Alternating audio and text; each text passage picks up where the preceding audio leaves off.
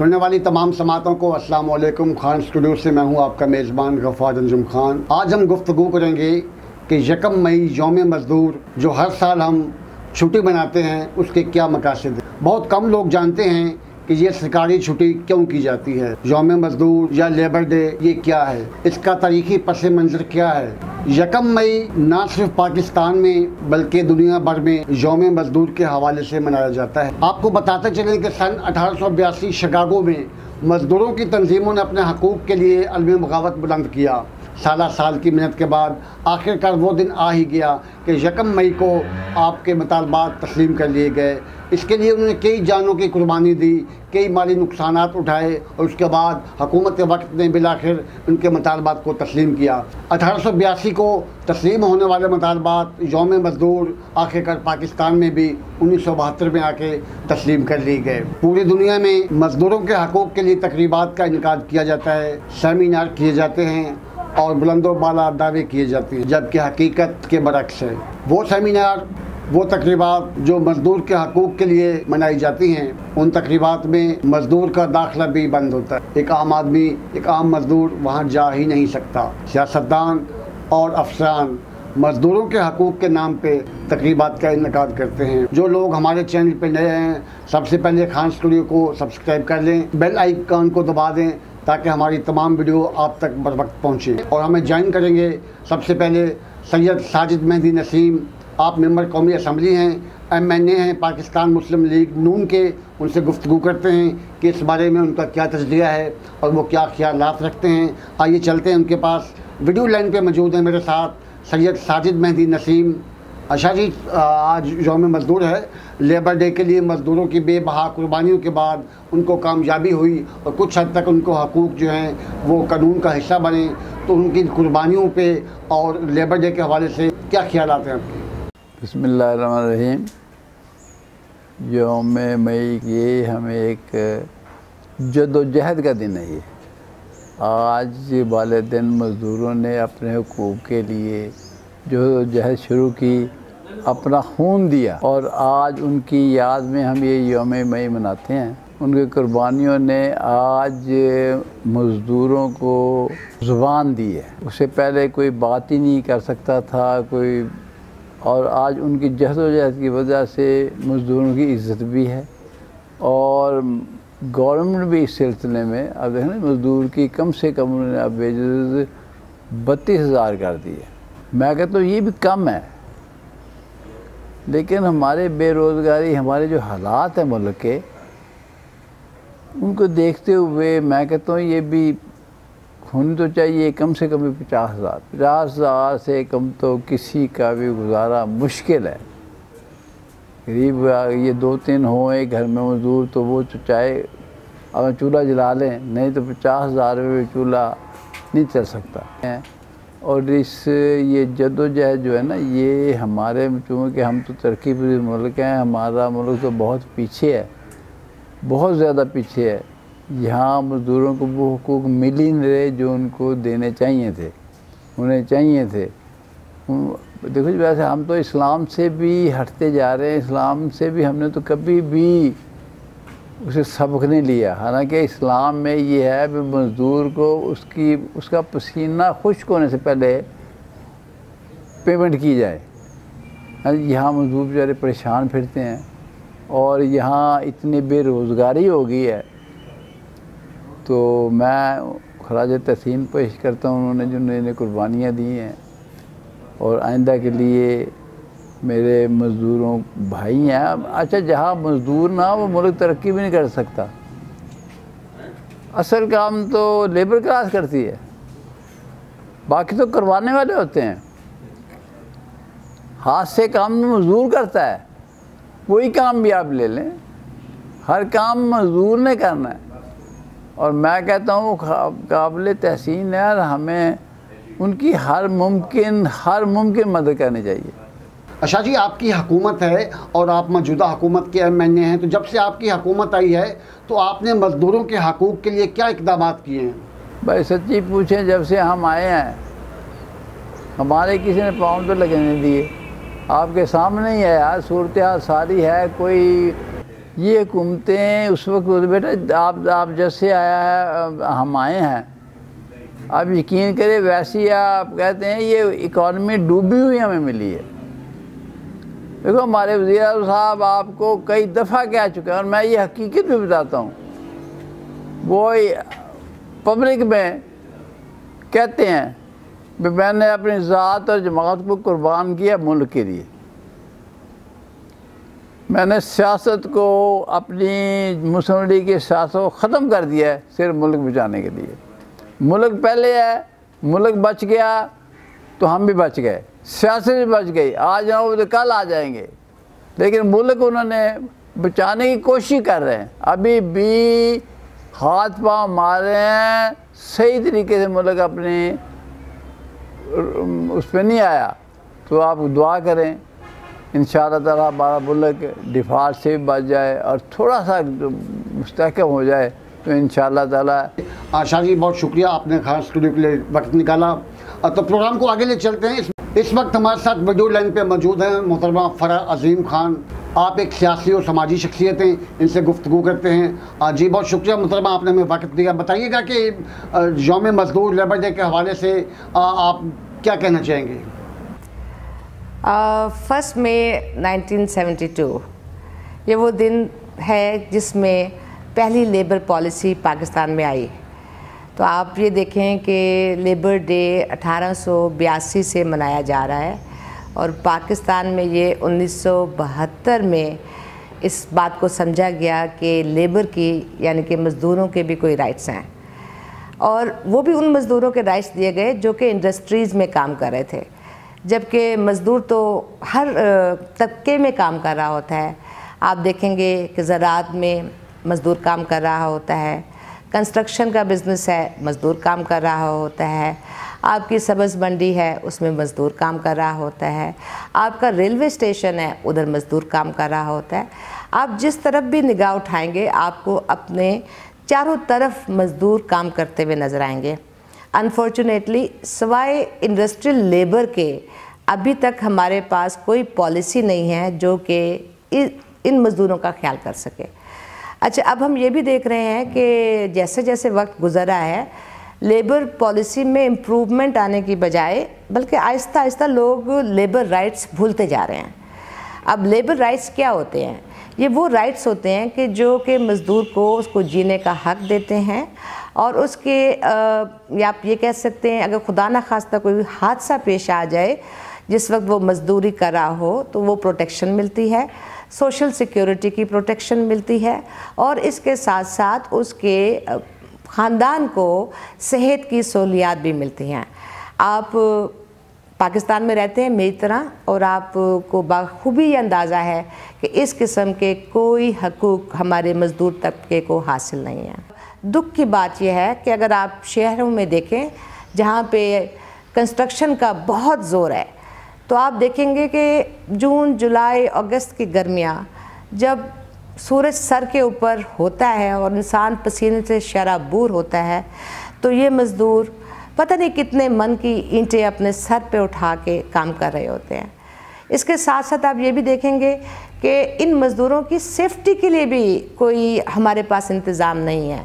आज भी वही बांस की सीढ़ी इस्तेमाल होती है जिस पे ये मज़दूर अपने सर के ऊपर ईंटें लेकर बहुत सारी मंजिलें चढ़ता है। इसके साथ हम ये ना भूलें कि मज़दूर सिर्फ मर्द ही नहीं होते, मज़दूर औरतें भी होती हैं। हम देखते हैं कि सड़कें बन रही होती हैं तो मज़दूर औरतें वहाँ बैठकर रोड़ी कूट रही होती हैं। मज़दूर औरतें देहात में ज़राअत में अपना भरपूर हिस्सा दे रही होती हैं, लगा रही होती हैं। वो चोनियाँ भी होती हैं, वो गोडियाँ भी करती हैं, वो बीज भी लगाती हैं और उनके बच्चे अगर कोई वहाँ पर दरख्त मिल जाए तो उसके नीचे बैठे या खेल रहे होते हैं या सो रहे होते हैं। तो ये बहुत दुख की बात है और अभी तक किसी भी हुकूमत ने, चाहे वो किसी भी पार्टी की हुकूमत हो, उसने मज़दूर तबके का ख्याल नहीं किया। इसकी वजूहात क्या हैं? वजूहात ये हैं कि लेबर की अपनी यूनियंस आहिस्ता आहिस्ता ख़त्म हो गई क्योंकि वहाँ पर सियासत आ गई। अब ये इस किस्म की सियासत आई कि वो पार्टीबाजी में बदल गई। वो ये नहीं रही कि मैं मज़दूर हूँ, मेरी यूनियन है तो मेरा हक जो है वो मुझे मिलना चाहिए, बल्कि वो सियासत इस किस्म की हो गई कि मैं फ़लाँ पार्टी से ताल्लुक़ रखता हूँ तो मुझे उस पार्टी के हवाले से बात करनी है, चाहे वो मेरे मज़दूरों के साथ अच्छा करे चाहे वो बुरा करे। तो जब तक ये तबका ऑर्गेनाइज़ नहीं करेगा, अपने हकूक़ की बात नहीं करेगा, तब तक इस तबके का कोई भी ख्याल नहीं करेगा, चाहे वो कोई भी सियासी पार्टी हो।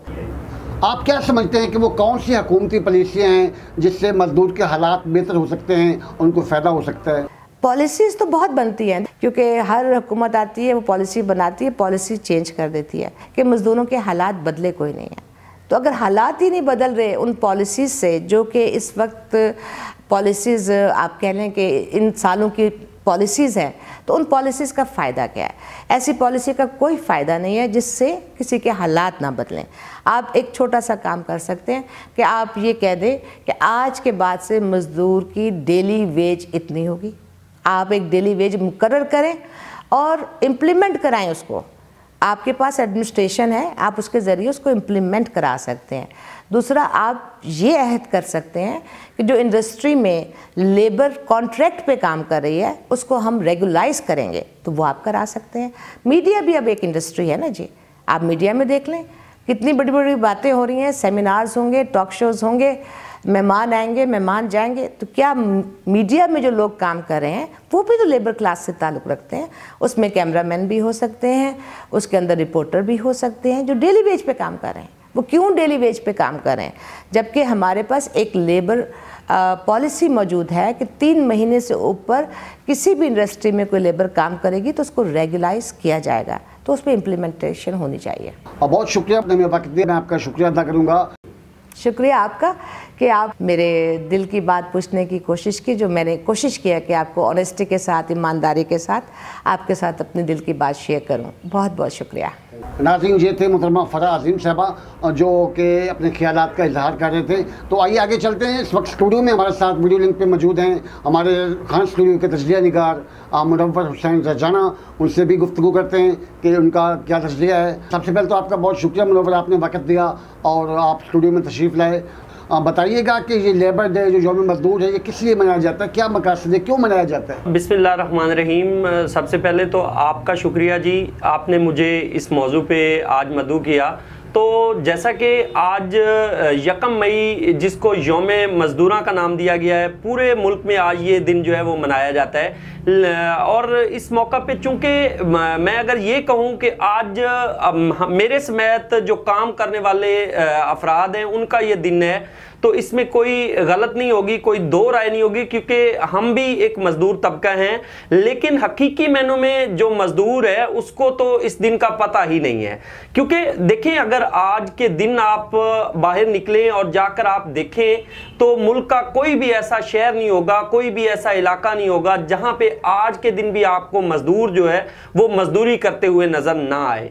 और एक मजदूर क्या करता है, सुबह अपने ख़ानदान को पालने के लिए घर से निकलता है और दिन भर वो मेहनत मजदूरी करता है, शाम को वो अपने जो चंद पैसे इकट्ठे कर सकता है वो करके वापस जाता है और घर का सिस्टम चलाता है। तो आज का जो दिन है वो उस मजदूर का दिन है जो आज भी काम करने पर मजबूर है। लेकिन अगर हम ये देखें कि इस दिन को हमारे जो सियासतदान हैं, हमारे जो चंद एक तंजीमें हैं, जो इंसानी हकूक़ की तंजीमें हैं या दीगर जो अपने आप को बड़ा शो ऑफ करती हैं, बड़े बड़े दावे करती हैं, वो इस दिन को मनाते हैं। मनाया कैसे जाता है? मजदूर के नाम पर इस दिन को मनाया जाता है और मजदूर खुद जिसका ये दिन है वो इससे बेखबर आज भी मजदूरी कर रहा है। हुकूमत हमारी जो है वो बहुत सारी हुकूमतें आई हैं जिन्होंने इस दिन को ऐलान तो किया, छुट्टी भी आज की गई है मुल्क के अंदर, लेकिन इस दिन के हवाले से मजदूरों के लिए भी कोई इक़दाम किए गए हैं?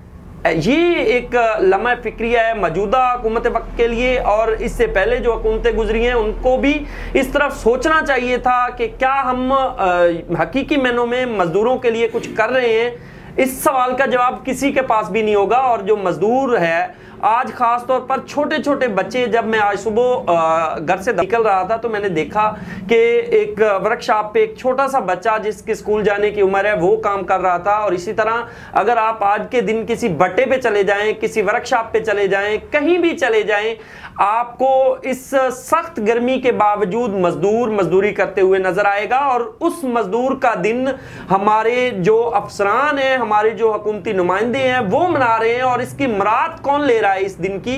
वो तो हमारे वही तबका ले रहा है ना जो इस दिन को मना रहा है। ठीक है, तो उस मजदूर को जब आगाही मिलेगी, उसको जब उसके हकूक का पता चलेगा कि वो किसने छीन रखे हैं, तो उस वक्त ये लोग अपने हकूक छीनेंगे इनसे। शुक्रिया जी।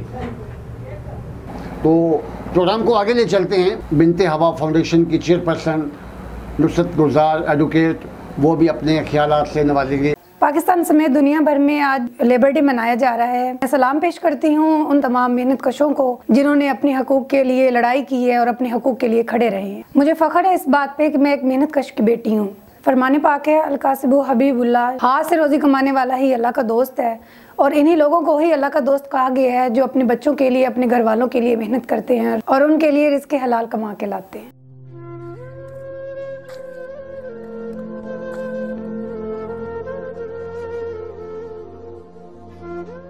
मैं मोहम्मद सईद अफजल, सदर मरकज़ी अंजुमन ताजरान लुड्डन।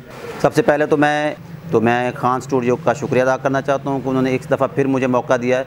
तो मैं लेबर डे के हवाले से ये गुजारिश करना चाहता हूँ कि मुआशी हालात जो हैं पाकिस्तान के नाइल और करप्ट हुकूमतों की वजह से, तो वो आपके सामने है।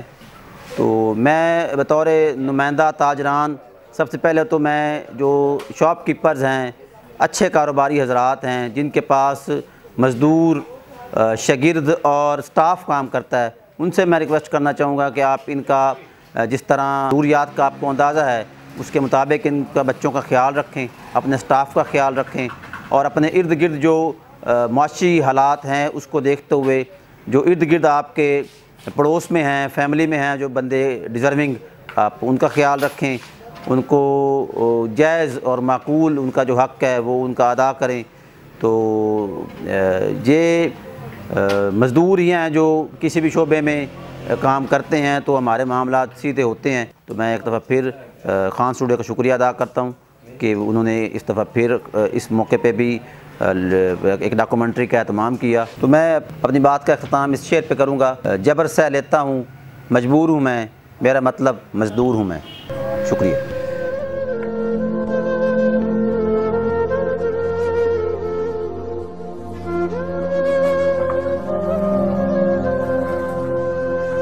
नाज़रीन, आपने देखा कि हमारे तमाम मेहमानों ने मज़दूरों के हकूक़ के लिए और आज के दिन के हवाले से गुफ्तगू की। इंशाल्लाह बहुत जल्द एक नए प्रोग्राम के साथ दोबारा हाज़िर खिदमत होंगे।